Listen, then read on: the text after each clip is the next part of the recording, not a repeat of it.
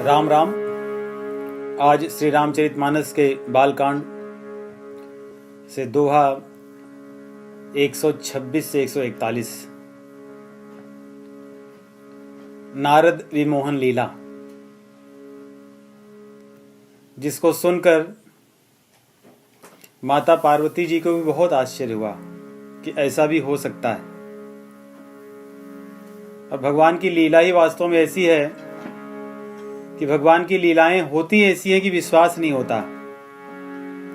इसीलिए उनके द्वारा किए गए सभी कर्मों को लीला कहते हैं, क्योंकि व्यक्ति को कहानी तो समझ में आ जाती है, लीला समझ में नहीं आती। तो नारद विमोहन लीला, जिसको हम पढ़ेंगे, मीरा जी द्वारा लिखा गया एक पद जिसको हम गाएंगे। पायो जी मैंने राम रतन धन पायो। श्री सीतानाथ समारंभा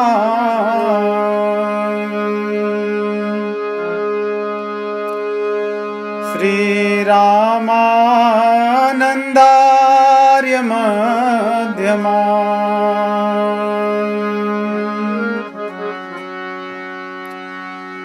अस्मदाचार्य पर्यन्ता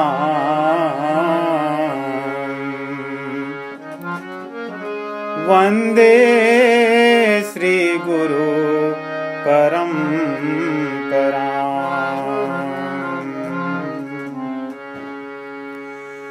बंदौ तुलसी के चरण जिन कीन्हो जग काज, कलि समुद्र बूढ़त लख्यऊ प्रगट्यऊ सप्त जहाज।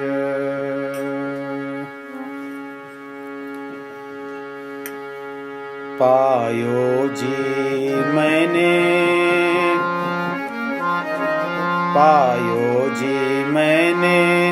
राम रतन धन पायो। पायो जी मैंने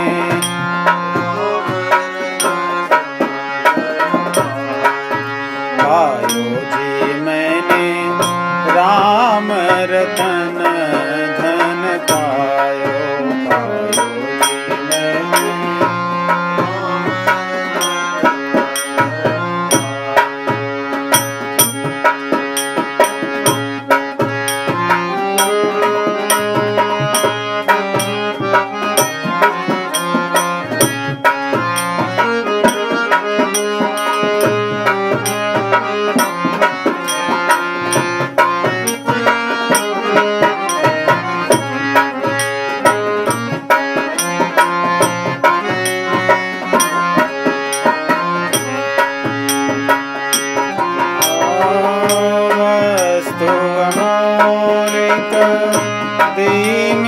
सतगुरु वस्तु मौलिक,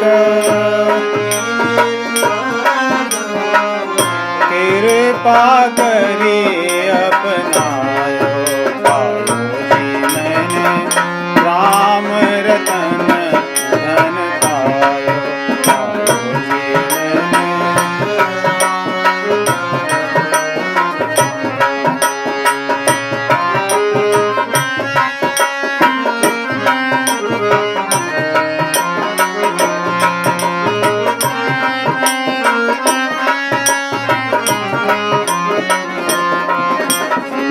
जन्म जन्म की पूंजी पाई, जन्म जन्म की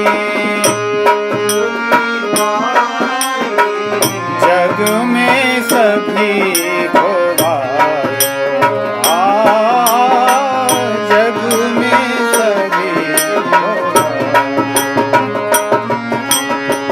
खर्चन खूटे चोरन लूटे, खर्चन लूटे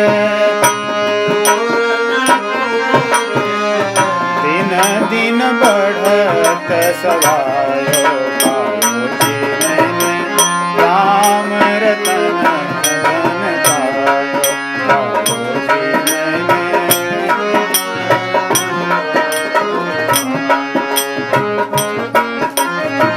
ये जो रत्न है राम नाम रूपी, ये कमाने से या अपने स्वतः के परिश्रम से नहीं मिलता, कोई देता है। और दी हुई वस्तु ही वास्तव में अनमोल होती है, क्योंकि दी हुई वस्तुओं के पीछे भावनाएं, प्रेम, कृपा, ये सब जुड़ी होती हैं। और इसको दिया है किसी ऐसे व्यक्ति ने नहीं, मेरे सदगुरुदेव ने दिया है। और मेरे अंदर कोई योग्यता देख करके उन्होंने नहीं दी कि मैं बहुत योग्य था, मैं तो सब प्रकार से असमर्थ, अयोग्य, उन्होंने कृपा करके दे दी है। और ऐसी अनमोल वस्तु जिसका कभी नाश नहीं हो सकता, न तो कोई इसको चुरा सकता है, न तो खर्चा करने पे वो समाप्त होने वाली है, ऐसी अनमोल वस्तु है। और ये पा जाने के बाद मेरे जीवन की जितने भी अन्य संपत्ति थी, धन वैभव था, इस अनमोल वस्तु के सामने वो सब क्षीण है, तुच्छ है। ये अनमोल वस्तु क्या है? भगवान का नाम है। पायो जी मैंने राम रतन धन पायो, पायो जी मैंने राम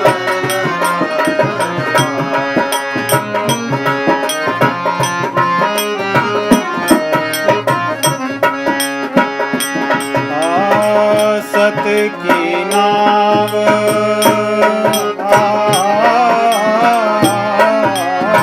सत की नाव,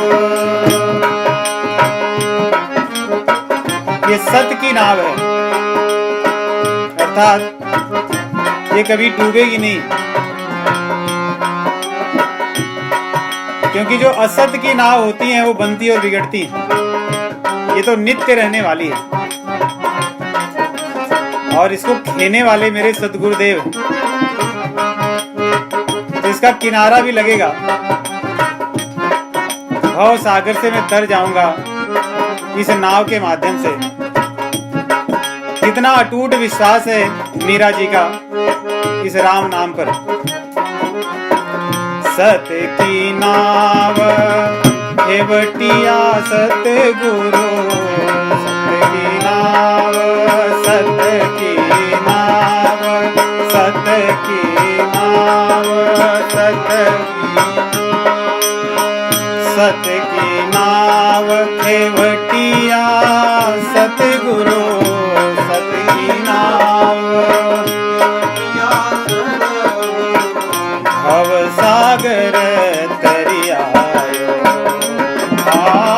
भव सागर तरियायो।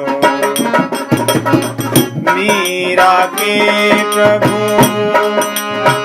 गिरिधर नागर, मीरा के प्रभु, मीरा के प्रभु गिरिधर नागर, गिरिधर, गिरिधर नागर, गिरिधर। मीरा के प्रभु गिरिधर नागर, हरख हरख जस गायो, पायो जी मैंने राम रतन धन पायो, पायो जी मैंने।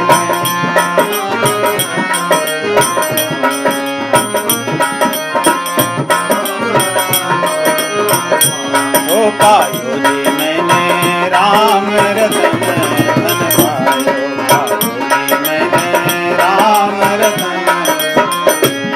पायो जी मैंने।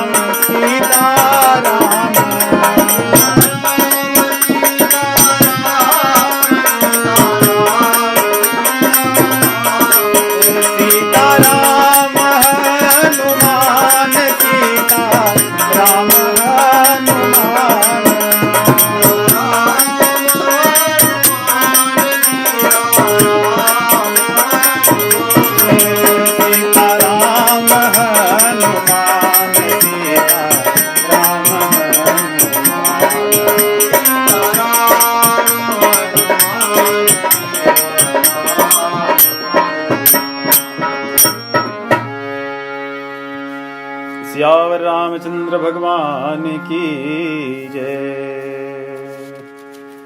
चलिए, आज बहुत अद्भुत प्रसंग है श्री रामचरितमानस से। नारद जी कि किस प्रकार विमोह होता है और इससे हमें क्या सीखने को मिलता है।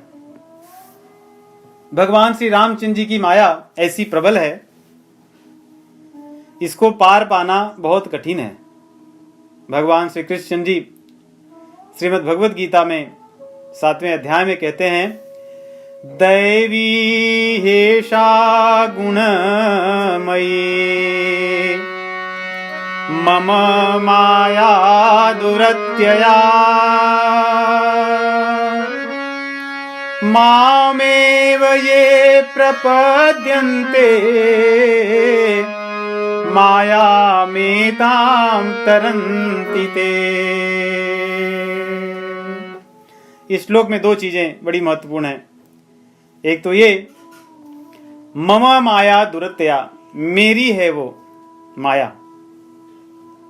अगर मेरी है तो फिर मेरे जैसी उसके पास शक्ति भी है, इसलिए उसको पार कोई नहीं कर सकता। और अगर मेरी है तो फिर मेरी सुनेगी नहीं। ऐसे ही होता है ना कि कोई चीज मेरी है फिर मेरी वो सुनने वाली होगी, इसलिए मैं जब कहूंगा तब उसको छोड़ देगी, मैं जब नहीं कहूंगा तो उसको नहीं छोड़ेगी। तो इस विमोह लीला में इसी माया की कथा है। गोस्वामी जी लिखते भी हैं,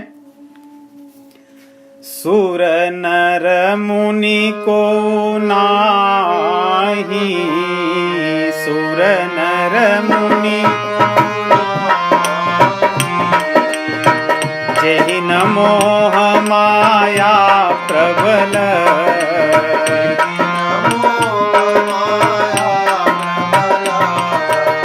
अस विचारी मन माही, अस विचारी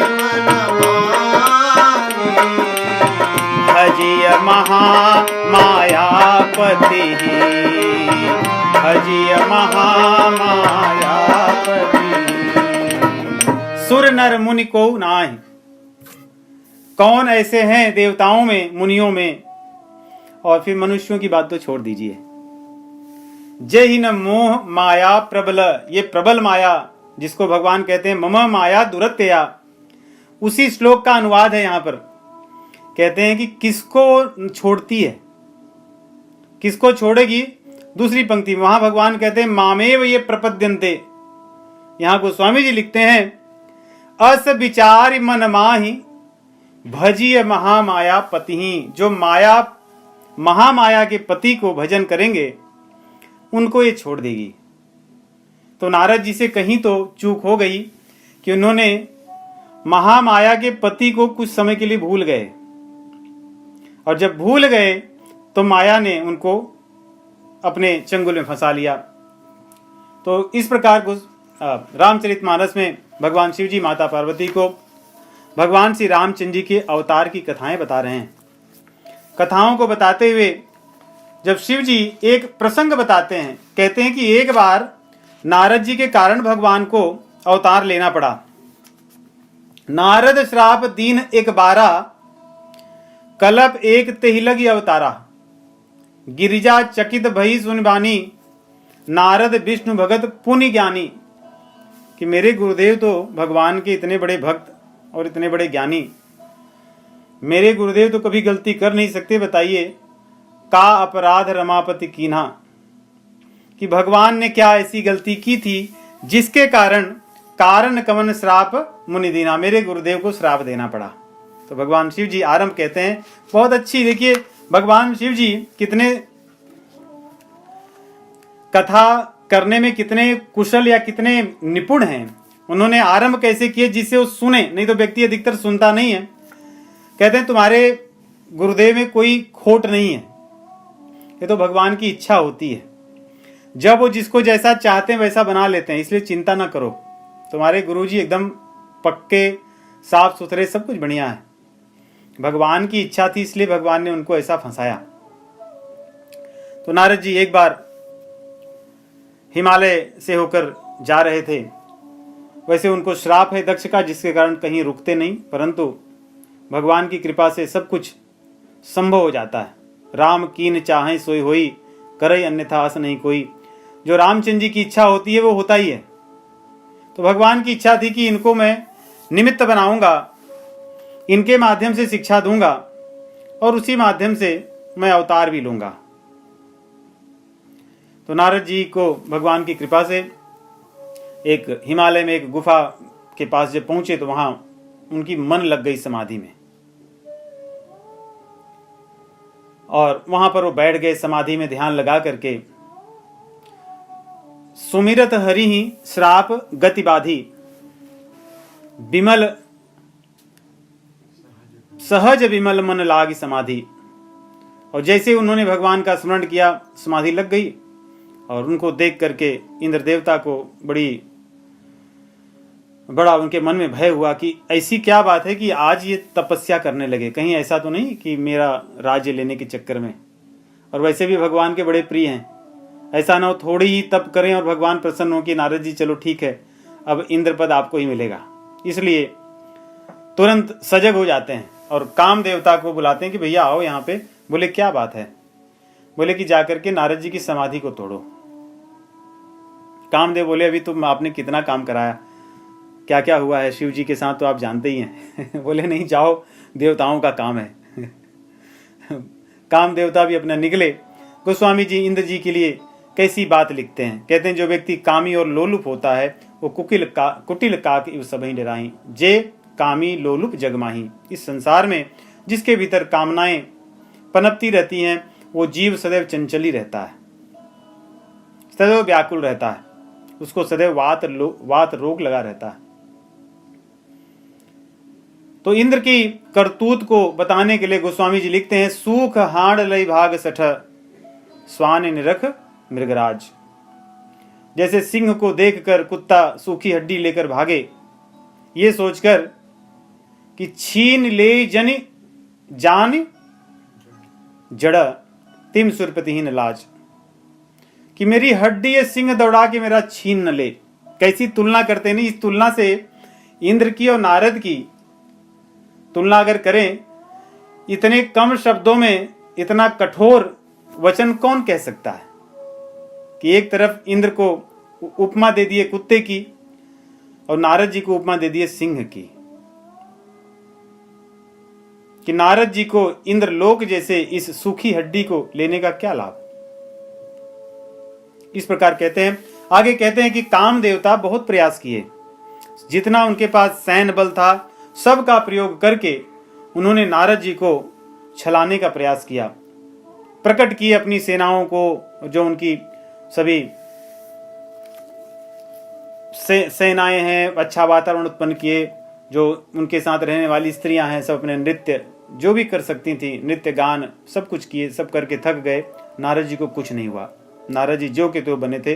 अंत में वो लज्जित हो गया काम कि इतना सब करने के बाद नारद जी की समाधि नहीं टूट रही है। तब उसने खुद जाकर के तोड़ दिया उनकी समाधि, जाकर के उनके चरण पर गिर पड़े। बोले कि महाराज मैं आपसे हार गया। नारद जी बोले क्या हुआ? बोले मैं आपसे युद्ध कर रहा था। बोले मैं तो देखा ही नहीं, मैं तो अपनी समाधि में था। बोले नहीं, मैंने सब कुछ जो करना था सो कर लिया, आपकी समाधि नहीं टूटी, लेकिन अब तो मैं तोड़ दिया हूं। नहीं, जो काम व्यक्ति लड़के नहीं कर सकता वो छल से कर सकता है। दूसरों के भीतर अहंकार पैदा करना बहुत सरल है, उसकी प्रशंसा कर दो, सूक्ष्म अहंकार उसके भीतर अवश्य आ जाएगा। तो इस लीला में हम देखेंगे किस प्रकार सर्वत्र नारद जी के भीतर सूक्ष्म अहंकार का वर्धन होता है। यहां पे काम ने उनके भीतर सूक्ष्म अहंकार डाल दिया कि मैंने तो इतना प्रयास किया, आपकी समाधि जगी तक नहीं, और आप कितने उदार हैं कि जग तो गए परंतु आपको तनिक क्रोध भी नहीं आया। धन्य है आप, धन्य है। मेरा अनुभव तो शिव जी के साथ ऐसा है कि बहुत जब मैंने प्रयास किया था तो उनको तीसरी आंख तो उनकी खुल गई थी, और तीसरी आंख खुलने के बाद में आपके जैसे शांत मन उनका नहीं था, वो तो बड़े क्रोधित हो गए। नारद जी के मन में कितनी बड़ी बात हुई, वाह। कहां भगवान शिव जी और कहां मैं। मेरी स्थिति तो देखो साधना की। कि काम को तो भगवान शिव जी जीत लिए थे, क्रोध को नहीं। मैंने तो दोनों को जीत लिया, काम और क्रोध दोनों मेरे वश में हो गए। और जिस काम को भगवान शिव जी ने भस्म करके नष्ट कर दिया था, वो तो मेरे शरण में है, मेरी प्रशंसा कर रहा है। काम भी वहां से प्रणाम करके निकला और काम देवता गए। इंद्रलोक में देवताओं को सारी बातें बताई। सर्वत्र देवता लोग भी जय हो नारद, जय हो नारद, नारद की जय जयकार करने लगे। और इस प्रकार कह करके वहां से काम देवता चले गए। यहां से नारद जी बड़े प्रसन्न हुए। मन में उनके अहंकार पनप गया और वो सोचने लगे कि अब मैं क्या करूं। नहीं, किसी व्यक्ति को बड़ी उपलब्धि जब मिलती है तो स्वाभाविक है वो लोगों को बताना चाहता है, बिना बताए वो रह नहीं सकता। नारद जी ने भी मन में सोचा कि मैं किसको बताऊं। यहां प्रसंग तो शिव जी का ही चला था, क्यों ना शिव जी को ही चल के बताऊं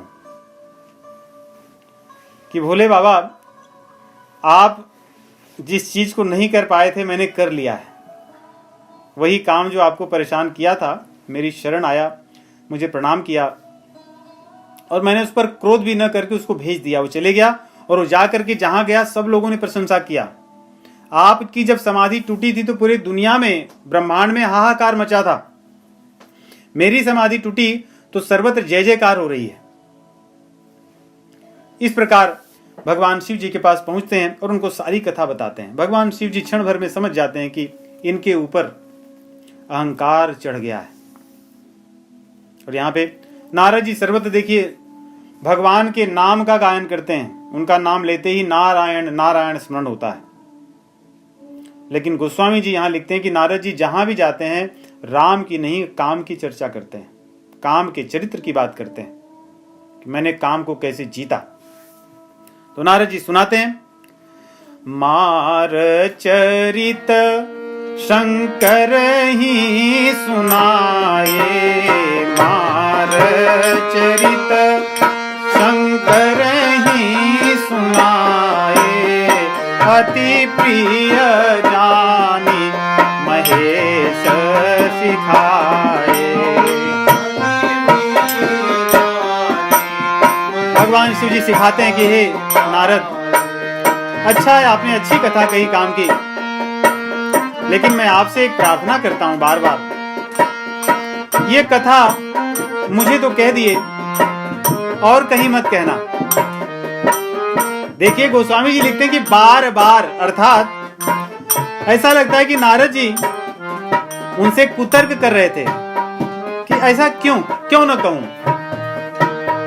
अगर इतनी अच्छा काम मैंने कर लिया तो कहना चाहिए, जिससे दूसरों को भी प्रेरणा मिले, ये भी सीखें। भगवान शिव जी बोले नहीं, लेकिन नारद जी मानते नहीं है। तो कहते हैं चलो भाई ठीक है, और सब जगह बता देना, लेकिन एक जगह मत बताना। बोले कि ये क्या बात है, सब जगह बताऊं एक जगह न बताऊं। बोले हाँ, भगवान विष्णु के पास जाना तो उनको मत बताना, बाकी सब जगह कह दो, कोई बात नहीं।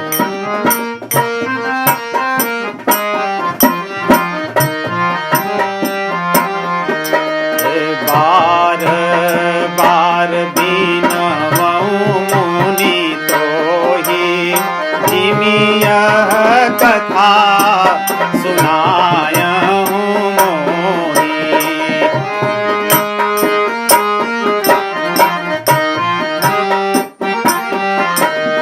तिमि जन हरि सुनावहु कबहु, चले वो प्रसंग पुराए हूं तब। कभी भगवान जानबूझकर भी पूछें तो मत बताना। अब सोचिए ये बात नारद जी को कैसी लग रही है कि अगर भगवान पूछे भी कि नारद वो कथा बताओ, तो शिव जी कह रहे हैं मत बताना।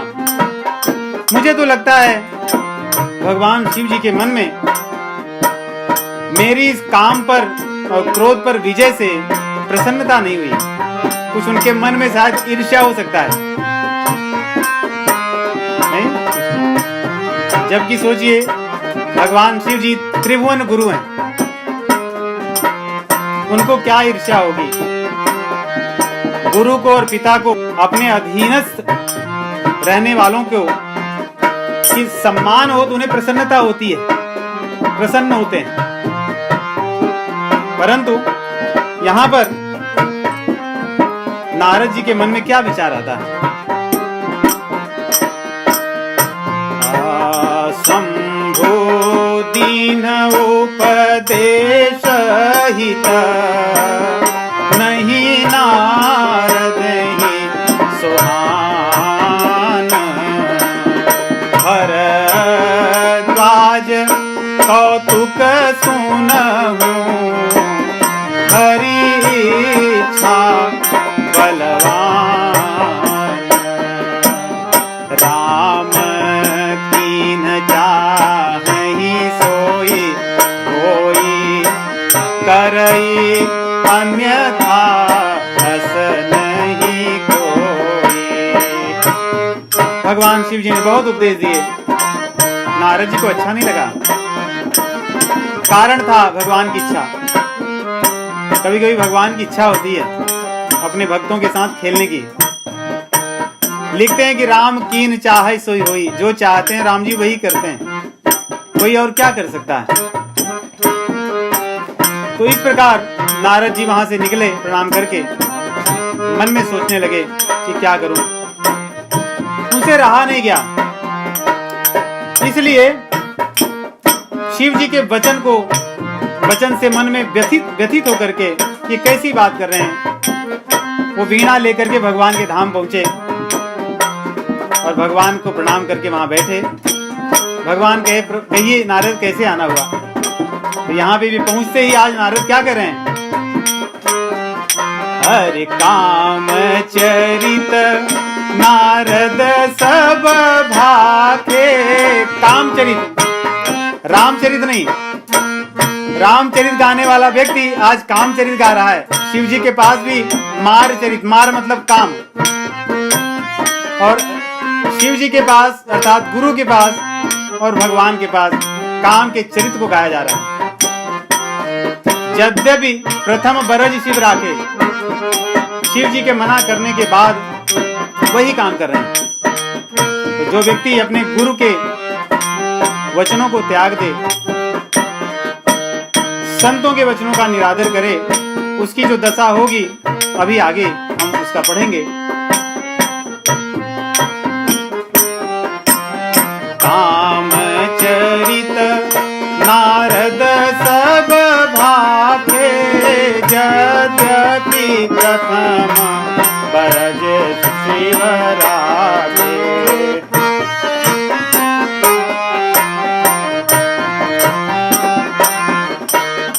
अति प्रचंड रघुपति कई माया, जिन मोह अस को जग जाया। कौन है जन्मा इस जग में जिस पर रघुनाथ की माया प्रबल नहीं है। तो इस प्रकार देखते हैं भगवान शिव जी के मना करने पर भी नारद जी पहुंचते हैं और सारी कथा करते हैं। भगवान भी बड़े कौतुकी हैं, उनके जैसा कौतुकी कौन होगा। कौतुकी का अर्थ समझ लो, लीला करने वाला या आनंद लेने वाला, या कभी बोलचाल की भाषा में कह लो कि मजा लेने वाला। तो भगवान भी बड़े कौतुकी हैं। बोले नारद जी कहिए कैसे हो। आज नारद जी भगवान के सामने उस प्रकार की विनम्रता नहीं दिखा रहे हैं। देखिए यहाँ पे कहते हैं कि बैठे आसन ऋषि समेता। जिस आसन पर ऐसा लगता है भगवान थे, उसी आसन पर नारद जी बैठे। अहंकार आदमी को करा ही देता है ऐसा, क्योंकि वो अपनी स्थिति को भूल जाता है। हम संसार में भी देखते हैं, जीव अपने स्थिति को भूलने के बाद, अहंकार में आने के बाद में अपने स्तर को भूल जाता है कि मुझे कहाँ रहना चाहिए। मैं संसार में रहने वाला जीव हूं, मेरा नाश होगा एक दिन। धन संपत्ति वैभव पद प्रतिष्ठा मान सम्मान रूप विद्या आदि के आधार पर जो मैं अपनी सामान्य स्थिति को भूल रहा हूं, ये मेरे सर्वनाश का कारण है। भगवान क्षण भर में समझ गए और नारद जी को दंड देने का सोचे। भगवान ने उनकी परीक्षा के लिए बोले कि नारद जी, तुम्हारे स्मरण से तो मुझे लगता है कि व्यक्तियों के काम मद मोह सब नष्ट हो जाते हैं। ऐसा भगवान कह रहे हैं नारद जी को कि नारद जी, तुम्हारे स्मरण से जीवों का काम मद मोह ये सब नष्ट हो जाए। नारद जी बोले, प्रभु ऐसी क्या बात कह रहे हैं, ये तो आपकी कृपा है। नहीं, व्यक्ति जब बहुत दीन होता है तो ऐसे कहता है कि मेरा क्या है, तो आपकी कृपा है। जैसे हम कहते हैं कि तेरा तुझको अर्पण, क्या लागे मेरा, नहीं, और मैं कुटिल खल कामी, सारी चीजें व्यक्ति कहता है, ये केवल बाहर आडंबर से, बाह्य आडंबर से, भीतर उसके कुछ नहीं होता अहंकारियों के। भगवान तो समझ गए कि नारद जी तो बाहर की बात कर रहे हैं। नारद जी कहते, नहीं प्रभु, ये तो सब आपकी कृपा से है, मेरा क्या है। भगवान बोले, नहीं, आपका स्मरण करने से ही आपके भीतर इतना ज्ञान है, इतना वैराग्य है कि आपके स्मरण से जीवों का मोह नष्ट हो जाता है। भगवान और भी उसमें दो चार इस प्रकार की बातें कह के नारद को कहते हैं कि जो उनके भीतर छोटा सा वो अंकुर था, अहंकार का, अभिमान था, भगवान ने उसमें अच्छे से पानी सिंचन कर दिया और सूर्य प्रकाश सब उसमें डाल दिया। वो अब धीरे धीरे बड़ा होने लगा, खूब बढ़ गया एकदम। अब नारद जी की क्या बात है, नारद जी ऊपर से बड़े दीन हुए। कहते हैं कि करुणा निधि मन दीख विचारी, उर अंकर्यों गर्भ तरु भारी। भगवान समझ गए कि जो छोटा सा अंकुर था अभी बड़ा हो गया है, अब जब बड़ा, इससे पहले कि और बड़ा हो मैं इसको काट दूं क्योंकि भगवान भक्त वत्सल हैं, अपने भक्तों को छोड़ते नहीं है ऐसे ही। इसीलिए भक्त अगर थोड़ा भी यहां वहां चलता है तो उसको जोर से थपेड़े मारते हैं। तो लोगों को लगता है कि भक्ति मार्ग शायद सही रास्ता नहीं लग रहा है कर तो सब कुछ रहा हूं लेकिन हमेशा मैं दुखी हूं क्योंकि भक्ति मार्ग में आकर भी यदि भोग मार्ग में चलने का प्रयास करोगे तो भगवान डंडा तो लेकर बैठे ही हैं, समय समय पे मारते रहेंगे।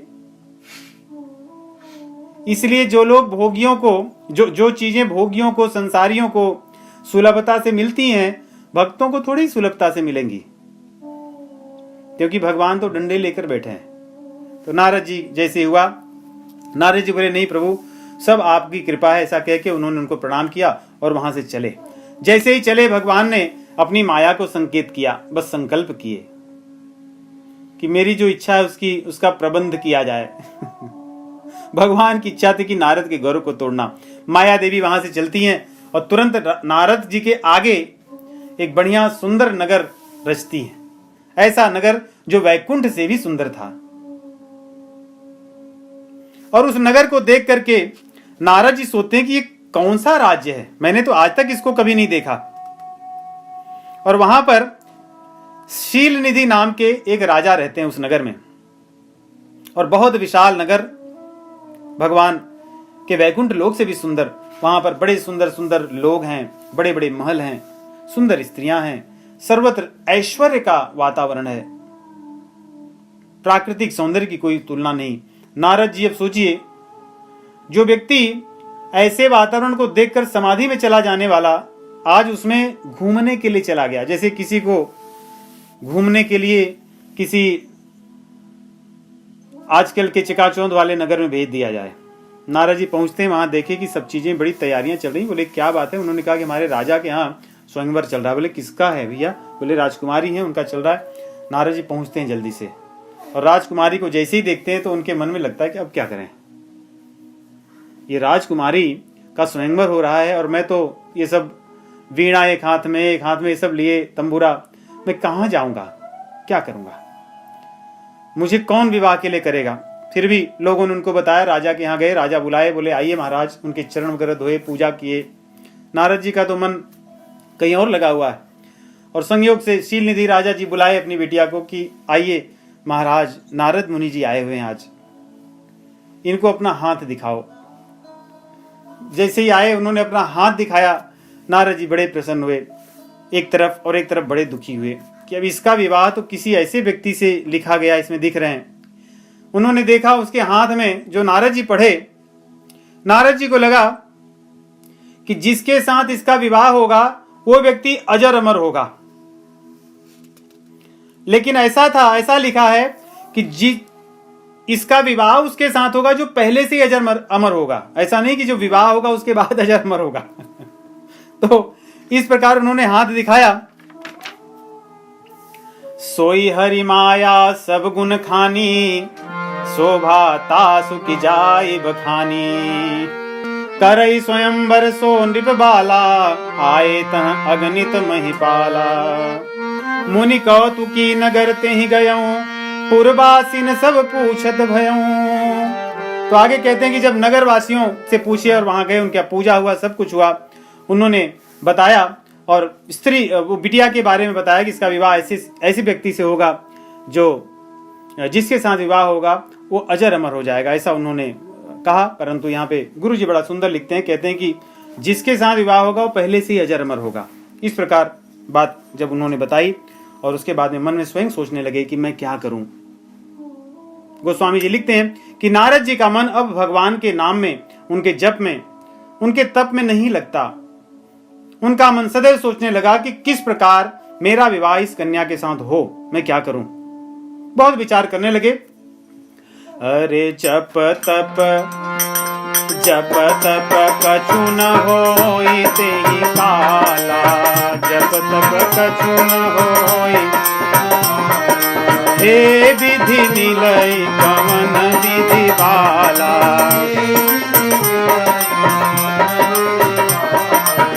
हे विधि निलय कवन विधि बाला। नारद जी सोचने लगे, मेरा रूप तो इतना सुंदर नहीं है, परंतु ये जो राजकुमारी है ये तो वर तभी ही चुनेगी जब कोई बहुत सुंदर होगा, तो मैं क्या करूं। तो उनके मन में विचार आया सोचने पर कि अगर मेरा काम फंस गया तो भगवान ही ठीक कर सकते हैं, उन्हीं के पास चलता हूं, उन्हीं से अपने दुख को रोऊंगा और उन्हीं से सौंदर्य को मांग लूंगा, उससे मेरा काम हो जाएगा। क्योंकि अगर भगवान के पास न चलूं तो तपस्या से सौंदर्य लाने में, सब करने में तो बहुत समय बीत जाएगा, तब तक तो राजकुमारी का विवाह हो जाएगा कहीं और। हरि सन मागौ सुंदरताई, होई ही जात गहरुअति भाई।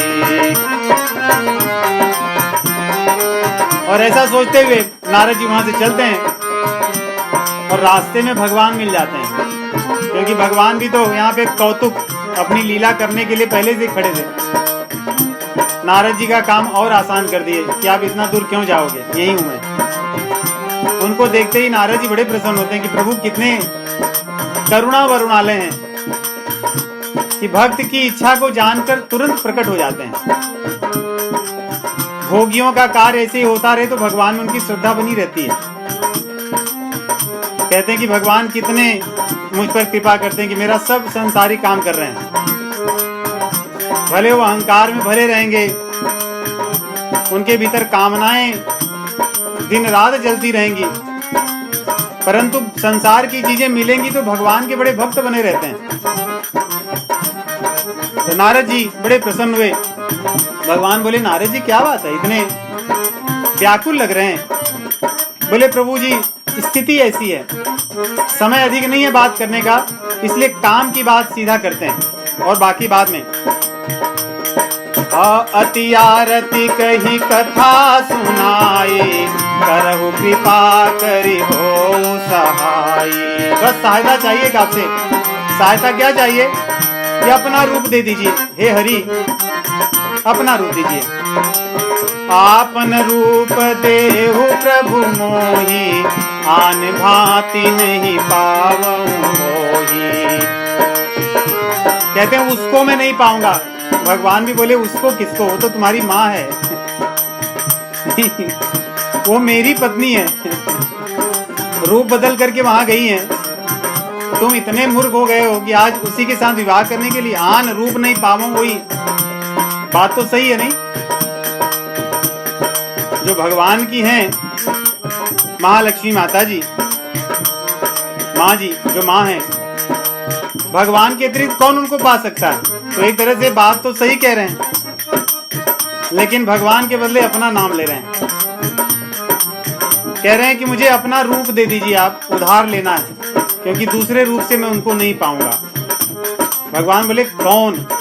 बोले वही जो मैंने संक्षेप में जली जली में कथा बताई है वही। और आगे एक और बात कहवा देती हैं सरस्वती जी। अरे जेहि विधिनाथ होई हित मोरा, करहु सो बेगी दास में तोरा। जेहि विधिनाथ होई हित मोरा, करहु सो बेगी दास में तोरा।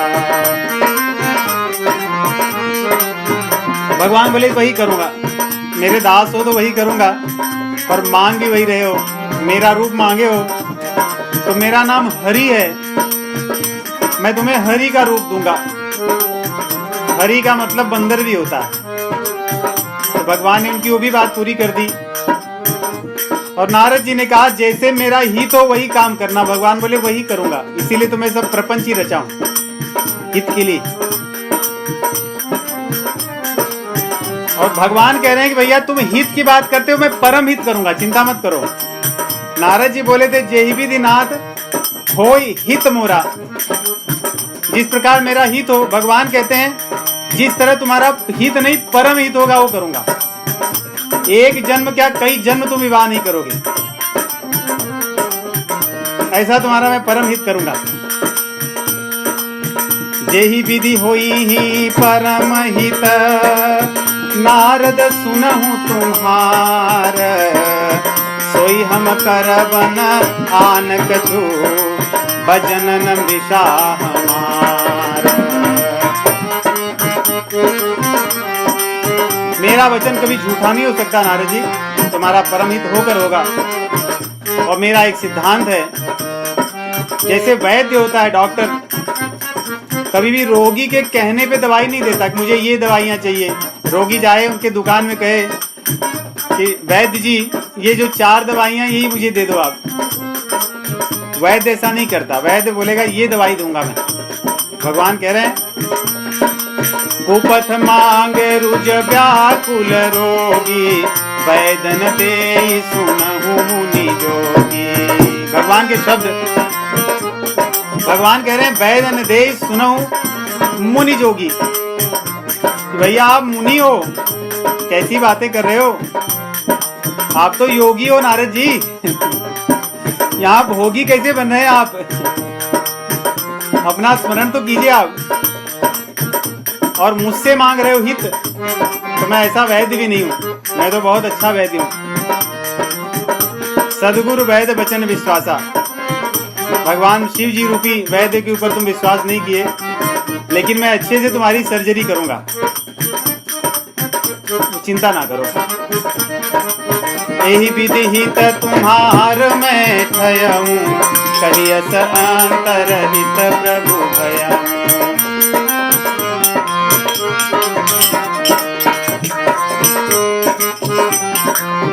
तो इस प्रकार कहके भगवान चले गए।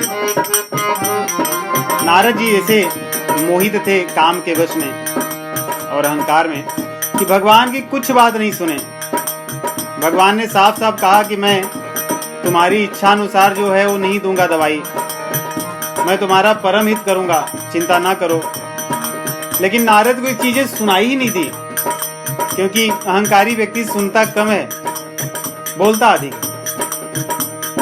तो यहाँ पर जब नारद जी चले गए, भगवान भी वहां से अंतर्धान हो गए।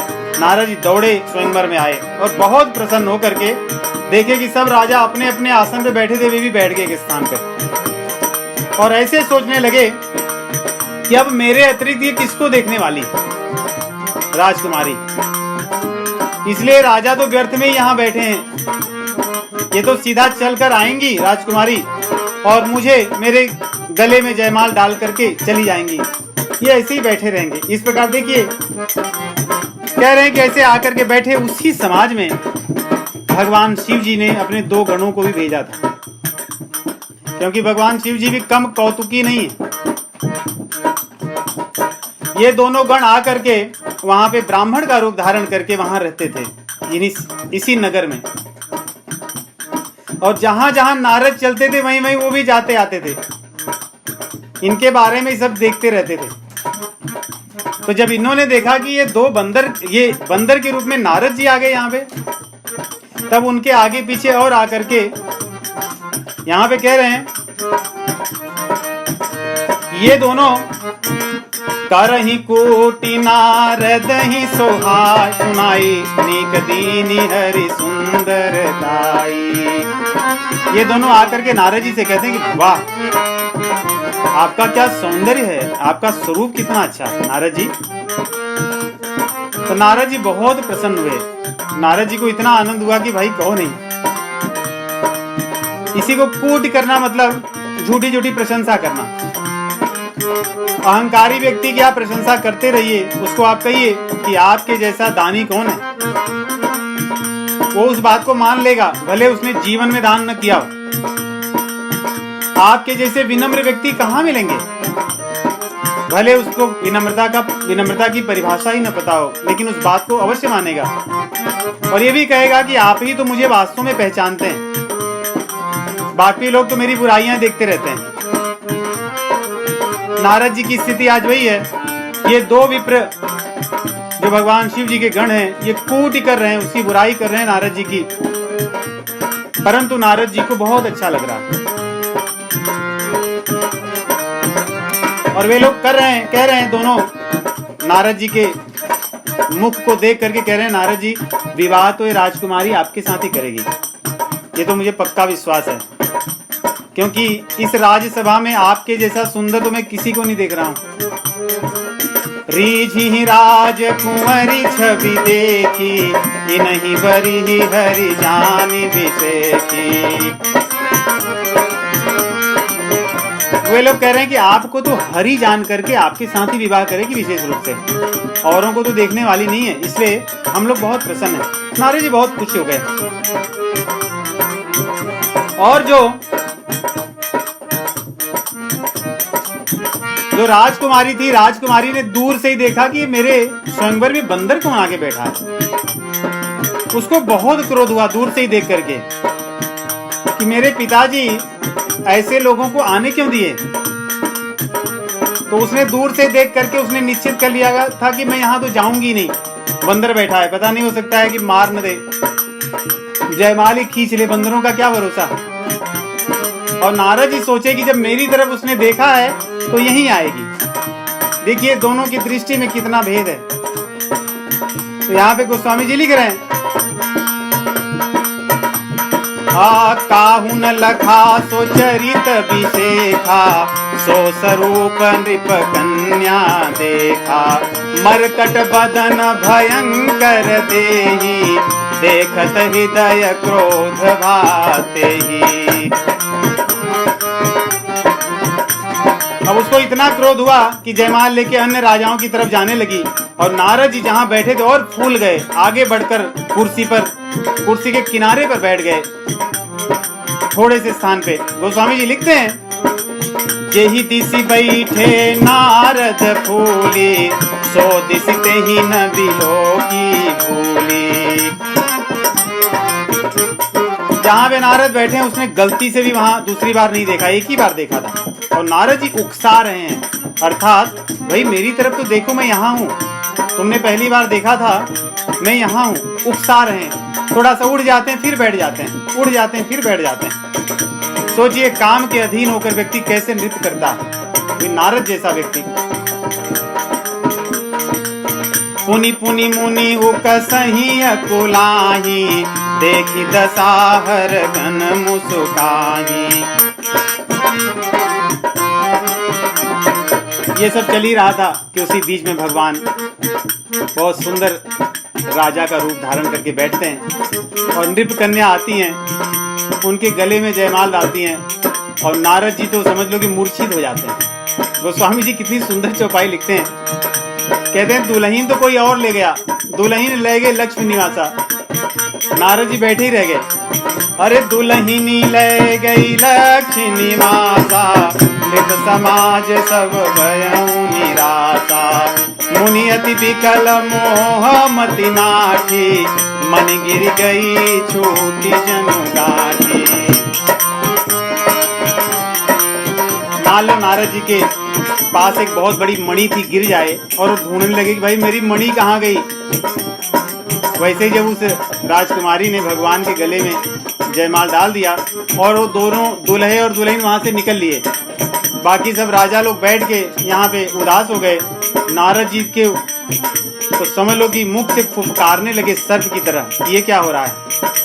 और उसी बीच बैठे हुए जो दो गण थे उन्होंने आग में घी डालने का कार्य किया। वे कहे कि इतना क्या फुफकार रहे हो, जाकर अपने चेहरे को, मुख को तो देखो, तब आपको समझ में आएगा। अब नारद जी सोचे कि अभी कुछ समय पहले ये लोग मेरी प्रशंसा कर रहे थे, अचानक ये लोग मुझे कह रहे हैं चेहरा देख कर आओ, क्या बात है। नारद जी जाते हैं, अपने चेहरे को देखते हैं और जैसे ही चेहरे को देखते हैं क्रोधित हो जाते हैं। और जैसे ही क्रोध में आते हैं, क्रोध में व्यक्ति कोई अच्छा कार्य नहीं करता। उन्होंने उन दो गणों को ही सामने देखा। बोला भैया बहुत मजा लिए हो आप लोग मेरा, लो अब मैं तुम्हें मजा चखाता हूँ। बेसुबिलो की क्रोध यति बाढ़ा, तिन्हि शराप दीन यति गाढ़ा। श्राप दे दिए। आहो निशाचर जाई तुम्हा, कपटी पापी दो, हंसेहु हम ही तो लेहु फला, बहुरी हंसेहु मुनि को।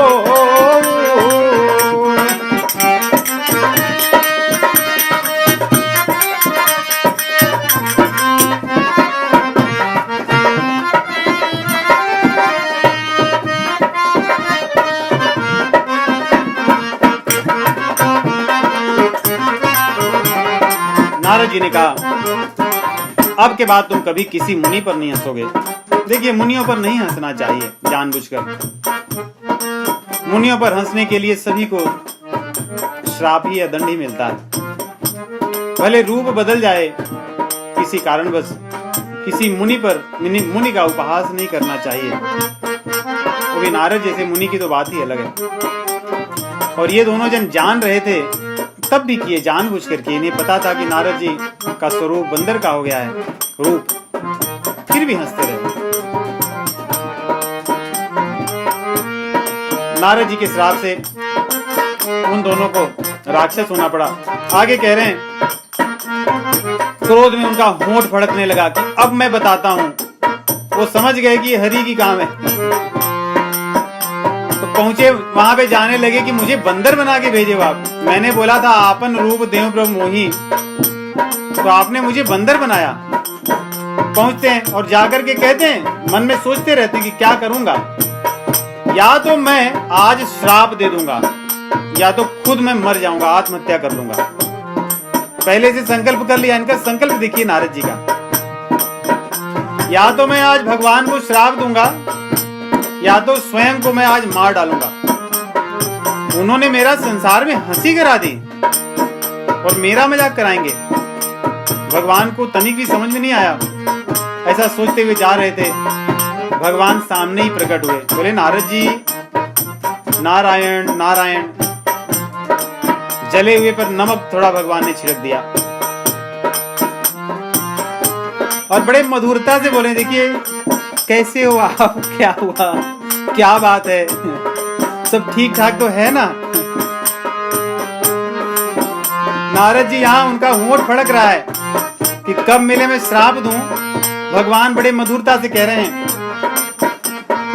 और वही राजकुमारी भी साथ में लिए हैं जो अभी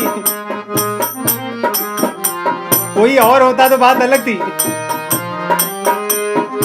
उसी राजकुमारी को साथ लिए बामंग में वो खड़ी है और कह रहे हैं कि नारद जी क्या बात है। बीच ही पंथ मिले धनुजारी, संग रमा सोई राजकुमारी। बोले मधुर बचन सुर साई, मुनि कह चले बिकल की नाई। नारद जी इतना व्याकुल क्यों है, कहाँ जा रहे हैं, क्या बात है? आपकी व्याकुलता का कारण मुझे भी तो बताइए। बस इतना कहना ही क्या था।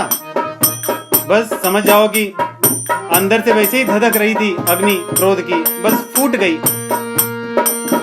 कितने अपशब्द कहने लगे भगवान को। एक तरफ से देखें तो सुनत बचन उपजायति क्रोधा, माया बसन रहा मन बोधा। पर संपदा सतहु नहीं देखी, तुम्हारे ईर्षा कपट विषेकी। मथत सिंधुरोद्रहि बहुरायहु, सुरन प्रेरि विषपान करायहु। असुर सुरा विष संकरहि, आपुर मामनि चारु। स्वार्थ साधक कुटिल तुम, सदा कपट व्यवहार। परम स्वतंत्र न सिर पर कोई, भावई मन ही करहूँ तुम सोई। भले मंद मंद ही भल करहूँ, विस्मय हरखन हिय कछु धरहूँ। तुम्हारा मन बहुत बढ़ गया है, भगवान को कह रहे हैं तुम्हारा मन बहुत बढ़ गया है। अब तक तुम्हें कोई समझाने वाला नहीं मिला था, आज मेरे साथ पाला पड़ा है। तुम क्या सोचते हो कि तुम्हें कोई नहीं जानता? तुम बहुत स्वार्थी हो। जहां भी अच्छी चीजें होती तुमने हमेशा पहले ले लिया है। जो अच्छी चीजें नहीं होती दूसरों को देखकर तुम फंसाते हो। समुद्र मंथन तुम अपने स्वार्थ के लिए किए, नाम दूसरों का लगाया तुमने। तुम्हारी पत्नी चली गई थी लक्ष्मी जी दुर्वासा ऋषि के श्राप के कारण, और उनको पाना था तो तुमने देवताओं को और दानवों को बुलाकर उनके बल पर समुद्र मंथन करा लिया, और उसमें जितनी अच्छी चीजें मिली सब तुमने लिया, और जो विष निकला था तुम पिए क्या? भगवान शिव जी को बुलाकर पिलाए। और तुम बड़े स्वतंत्र फिरते हो, दूसरों को दंड देते हो, कर्म के अधीन, खुद कर्म के ऊपर घूमते हो। अब मैं देखो क्या करता हूं तुम्हारा। आज मैंने तुम्हें नहीं छोड़ने वाला। ऐसा कर करके कहते हैं, भले हु भवन अब पायन दीना, पावहु के फल आपन कीना। पंचहु मोहि जवनि धरि देहा, सोई तनु धरहु श्राप मम एहा। कपियाकृति तुम कीन्ही हमारे, करिहै कीस सहाय तुम्हारे। मम अपकार कीन तुम भारे, नारी बिरह तुम भोग दुखारी। तुमने मेरे साथ जो किया वही भरोगे। जो रूप धारण करके तुमने इस राजकुमारी को या इनके साथ विवाह किया है, वही रूप धारण करके तुम्हें धरती पर मनुष्य रूप में अवतार लेना होगा। अर्थात राजा रामचंद्र जी बनोगे, आप राजा बनोगे, क्योंकि राजा बनकर के आपने इस राजकुमारी को ले आए। जो रूप तुमने मेरा बनाया, इसी रूप वाले जीव तुम्हारी सहायता करेंगे। और मेरा विवाह नहीं होने दिए, मैं तुम्हारा विवाह हो जाने दूंगा, परंतु विवाह के बाद तुम्हें पत्नी से दूर रखवाऊंगा। इसलिए तुम्हें पत्नी से दूर रहना पड़ेगा। भगवान ने उनके श्राप को सिर पर चढ़ा लिया, और सिर पर चढ़ाने के बाद में भगवान ने अपनी माया को कहा कि नारद जी के सामने से पर्दा हटा दो, इनकी आंखें खोल दो। जब हरि माया दूरी निवारे, नहीं तह रमान राजकुमारी। न तो वहां पे वो राजकुमारी है और न तो रमा है, भगवान साक्षात खड़े हैं अकेले। ये देख करके नारद जी की कहते हैं कि लज्जा की सीमा नहीं रही। भगवान के चरणों पे गिर पड़े, बोले प्रभु मैंने क्या कर दिया, आप मुझे क्षमा कीजिए। भगवान बोले नहीं, मेरी इच्छा थी, मेरी इच्छा से ही तुमने सब कुछ किया। नारद जी कहने लगे प्रभु मेरे श्राप को आप झूठा कर दीजिए, क्योंकि मैंने माया के वश में कहा। भगवान बोले नहीं, मेरी इच्छा थी, इसलिए तुम चिंता ना करो।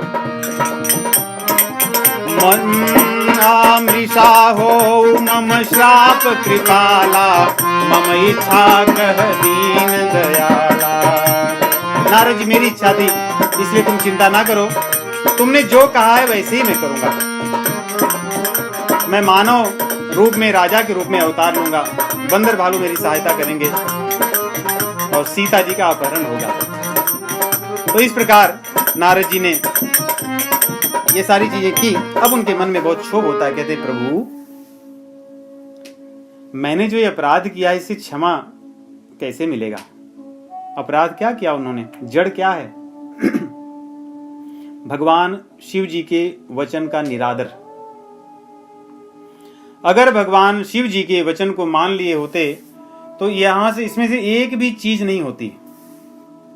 भगवान शिव जी ने उनको कहा था कि चलो सब जगह कह देना, लेकिन हरि को मत कहना। अगर इतना भी मान लिए होते, नारद जी कहने लगे प्रभु, कैसे मैं इससे छुटकारा पाऊं? इसका प्रायश्चित कैसे हो? भगवान ने प्रायश्चित के लिए कहा कि मुझसे नहीं, भगवान शिव जी के पास जाइए। भगवान शिव जी की यदि कृपा होगी तो ये प्रायश्चित होगा तुम्हारा।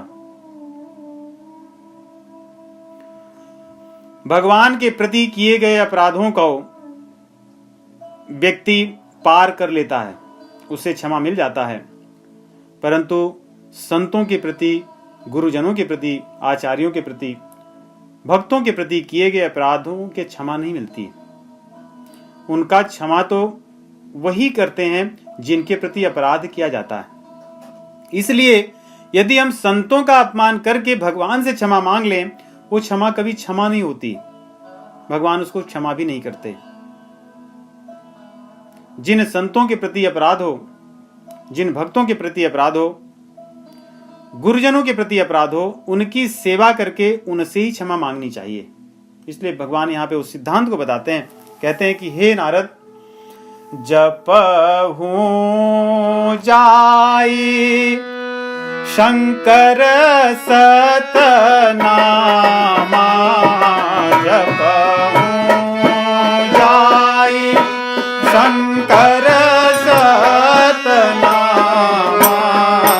होई हृदय तुरत विश्रामा,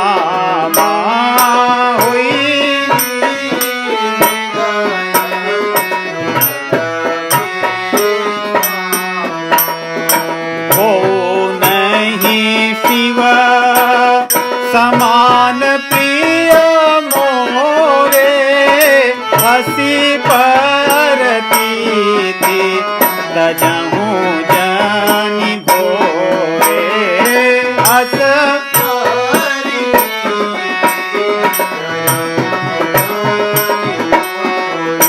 मुझे शिव जी के जैसा प्रिय कोई नहीं है। सपने में भी इस बात को मत भूलना तुम।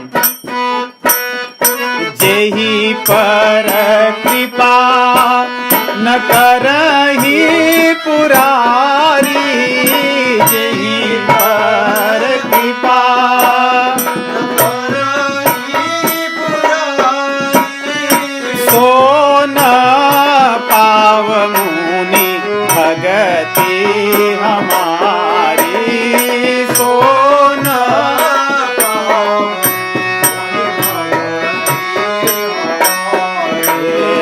असुर धरि मही विचरहूं जाए, अब न तुम्हि माया नियराई, अब न तुम्हि माया नियराई। अस उर जानी, इस बात को अपने हृदय में धर लो। क्या? को नहीं शिव समान प्रिय मोरे, भगवान शिव जी के समान मेरा कोई प्रिय नहीं है, इसलिए उनके प्रति अपराध न करना। और जिस पर वो कृपा नहीं करेंगे वो मेरी भक्ति को नहीं पा सकता। यदि उनकी कृपा को तुम ले लिए होते तो तुम पर माया अपना प्रभाव नहीं डालती। इसलिए इस विचार को हृदय में धारण कर लो। असवुर धरि मही विचरहु जाई, ऐसा अपने हृदय में धारण कर लो कि भगवान शिव जी की कृपा से मैं भक्ति को पा जाऊंगा, उनका अपराध न करूं तो भगवान का प्रिय हो जाऊंगा। इस भाव को हृदय में धारण कर लेने से रामचंद्र जी कह रहे हैं, भगवान विष्णु जी यहां पे कह रहे हैं कि तुम्हें माया कभी नहीं प्रभावित कर सकती, माया का प्रभाव तुम पर नहीं होगा। ये यहां पे सूत्र है। इस प्रकार भगवान की एक लीला होती है। उसके बाद में जो दो भगवान शिव जी के रुद्रगण थे, वे दोनों आके चरणों पर गिर पड़ते हैं कि भाई आपने सबका तो कर दिया, मेरा मेरा भी कुछ कीजिए। तो उन्होंने कहा कि चलो ठीक है, आप लोग राक्षस तो हो गए, लेकिन भगवान की कृपा से आप दोनों मुक्त हो जाओगे। यही दो लोग जाकर के, यही दोनों रावण और कुंभकर्ण बनते एक कल्प में। और भगवान श्री रामचंद्र जी का जब अवतार होता है तो रामचंद्र जी इनका वध करते हैं और ये मुक्त होते हैं। तो इस लीला में भगवान को किस प्रकार श्राप मिलता है और उन दोनों शिवगणों को कैसे श्राप मिलता है, इसकी कथा है। ऐसा कह करके आगे कहते हैं कि हरि अनंत हरि कथा अनंता, बहुविधि कहाँ ही सुने बहुविधि सब संता। विविध प्रकार की भगवान की कथाएं हैं, अलग अलग प्रकार से संत लोग कहते और सुनते हैं।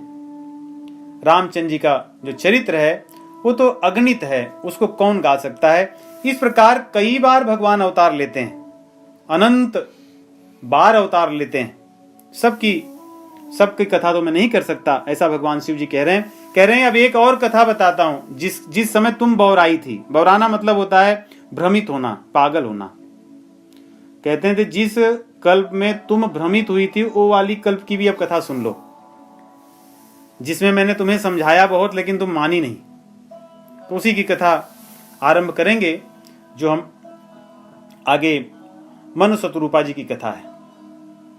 तो यहाँ पे इस प्रकार भगवान शिव जी कहते हैं, हरि अनंत हरि कथा अनंता, हरि अनंत हरि कथा, कहीं सुनहि बहुविधि सब सुनता।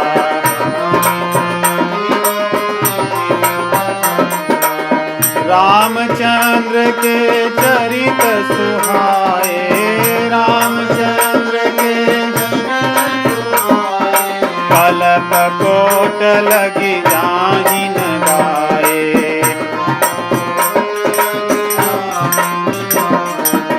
कल्प कोट लगी जाहि न गाए।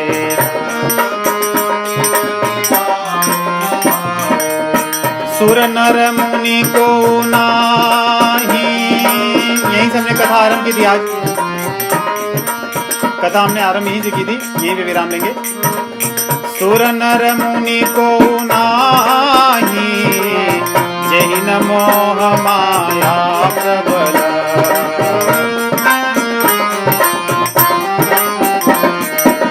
अस विचारी मन माही, भजिय महामायापति।